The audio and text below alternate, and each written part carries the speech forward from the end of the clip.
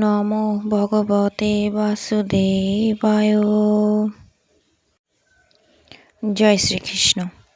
আজ আমি আপনাদের দ্বিতীয় অধ্যায় সাংখ্যযোগ পাঠ করে শোনাব।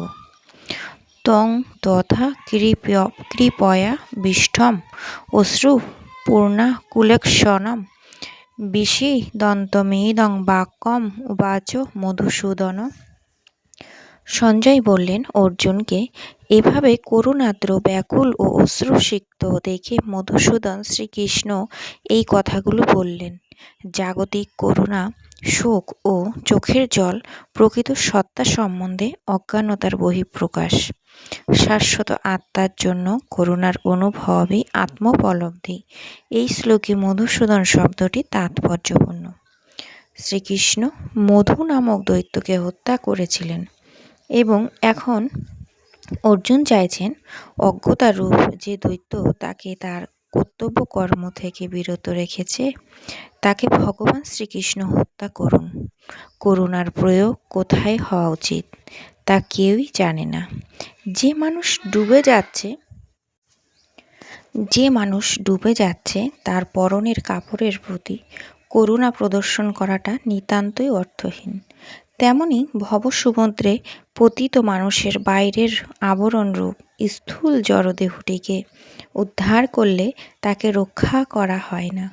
এই কথা যে জানে না এবং যে জড়দেহটির জন্য শোক করে তাকেই বলা হয় শূদ্র বা অনর্থক শোকাতুর। অর্জুন ছিলেন ক্ষত্রিয়, তাই তার কাছ থেকে এই ধরনের আচরণ ছিল আশাতীত। কিন্তু ভগবান শ্রীকৃষ্ণ অজ্ঞ মানুষের শোককে দূরীভূত করতে পারেন এবং এই উদ্দেশ্যেই ভগবদ্গীতা তার দ্বারা গীত হয়েছে।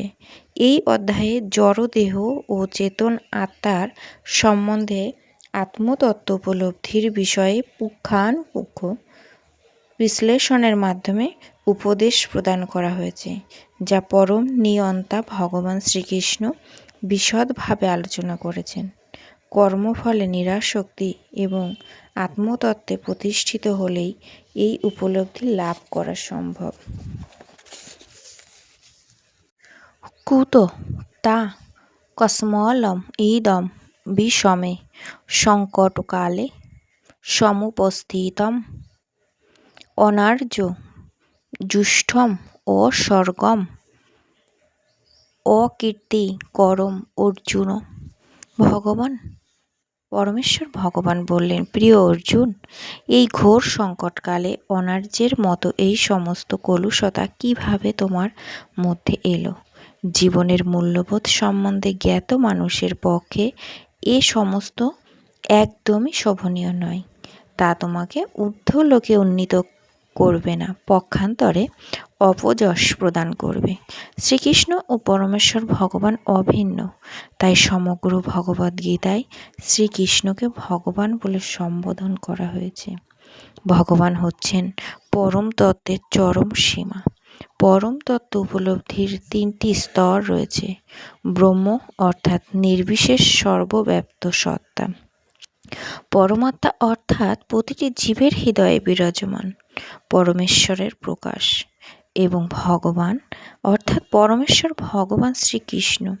পরম তত্ত্বের এই বিষয়টি শ্রীমদ্ ভগবতে এভাবে ব্যাখ্যা করা হয়েছে। বদন্তি তত্ত্ববিদস্তত্ত্বং যজ্জ্ঞানম দ্বয়ম ব্রহ্মেতি পরমাত্মেতি ভগবানিতি শব্দতে, যা অদ্বয় জ্ঞান অর্থাৎ এক ও অদ্বিতীয় বাস্তব বস্তু। জ্ঞানীরা তাকেই পরমার্থ বলেন। সেই পরম তত্ত্ব ব্রহ্ম, পরমাত্মা ও ভগবান এই ত্রিবিধ সংজ্ঞায় অভিব্যক্ত হয়।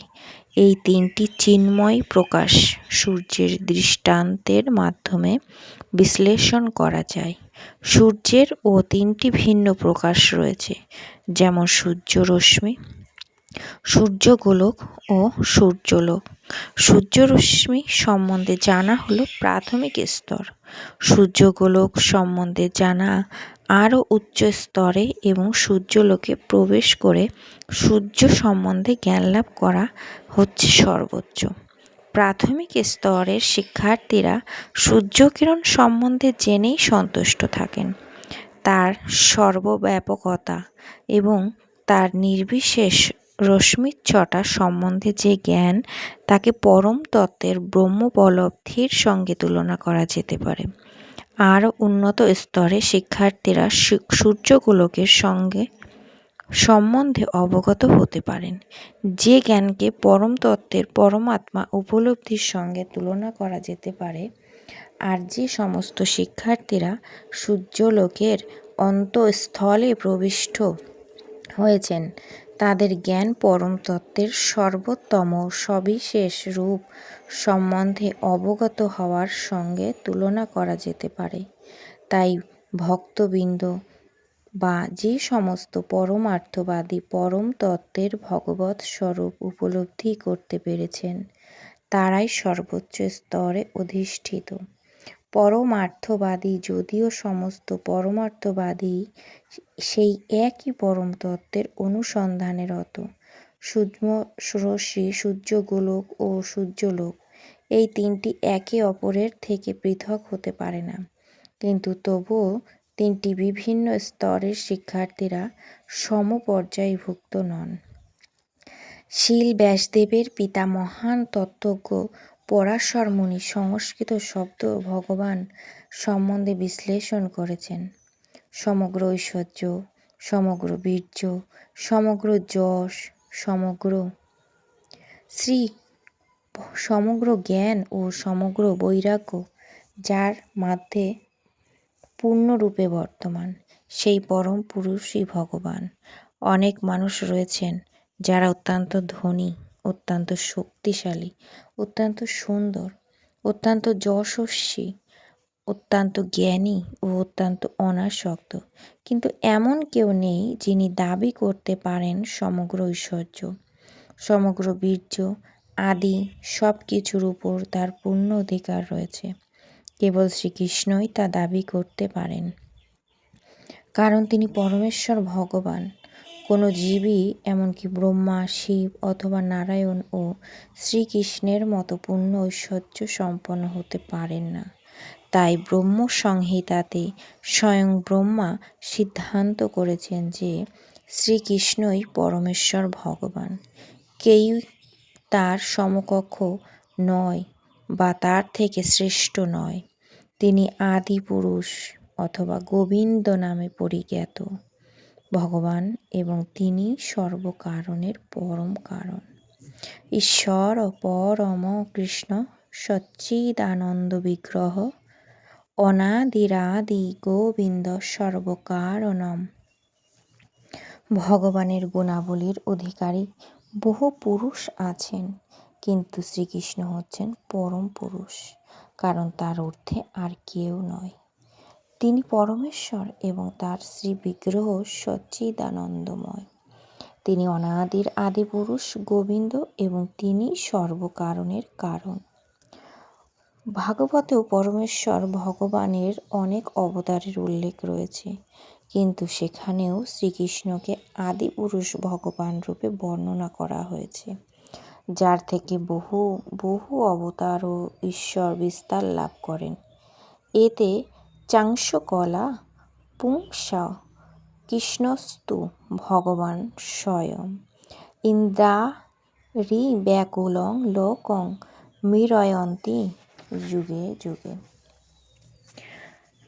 এই সমস্ত অবতারেরা ভগবানের অংশ অথবা তার অংশের অংশ বা কলা, কিন্তু শ্রীকৃষ্ণ স্বয়ং ভগবান।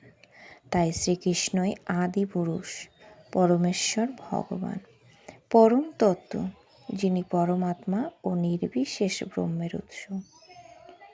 ভগবানের সম্মুখে আত্মীয় স্বজনের জন্য অর্জুনের এই শোক অত্যন্ত অশোভনীয়। তাই ভগবান তার বিস্ময় প্রকাশ করেছেন কুত শব্দটির মাধ্যমে, অর্থাৎ কোথা থেকে। এই ধরনের কলুষিত আচরণ একজন সুসভ্য আর্যের কাছ থেকে কখনোই আশা করা যায় না। আর্য শব্দটি তার জন্যই প্রযোজ্য, যিনি জীবনের মূল্য বোঝেন এবং যার সংস্কৃতি অধ্যাত্ম উপলব্ধির উপর প্রতিষ্ঠিত। যে সমস্ত মানুষ দেহাত্মবুদ্ধির দ্বারা পরিচালিত হয়, তারা জানে না জীবনের প্রকৃত উদ্দেশ্য পরম তত্ত্ব বিষ্ণু বা ভগবানকে উপলব্ধি করা। তারা জড় জগতের বহিরঙ্গা প্রকৃতির দ্বারা বিমোহিত, আর তাই তারা জানে না মুক্তি বলতে কী বোঝায়। জগতের বন্ধন থেকে মুক্ত হবার জ্ঞান যাদের নেই, তাদের বলা হয় অনার্য। যদিও অর্জুন ছিলেন ক্ষত্রিয়, তবুও যুদ্ধ করতে অস্বীকার করে তিনি তার স্বধর্ম থেকে বিচ্যুত হচ্ছিলেন। এই ধরনের কাপুরুষতা অনার্যের জন্যই মানানসই। কর্তব্য কর্ম থেকে এরকম বিচ্যুতি আধ্যাত্মিক জীবনে অগ্রসর হওয়ার পক্ষে সহায়ক নয়, এমনকি পার্থিব জগতেরও কাউকে যশস্বী হওয়ার সুযোগ প্রদান করে না। আত্মীয় স্বজনের প্রতি অর্জুনের এই তথাকথিত সহানুভূতিকেই ভগবান শ্রীকৃষ্ণ অনুমোদন করেনি। আজকের মতো এখানেই আমি সমাপ্ত করছি। হরে কৃষ্ণ, রাধে রাধে।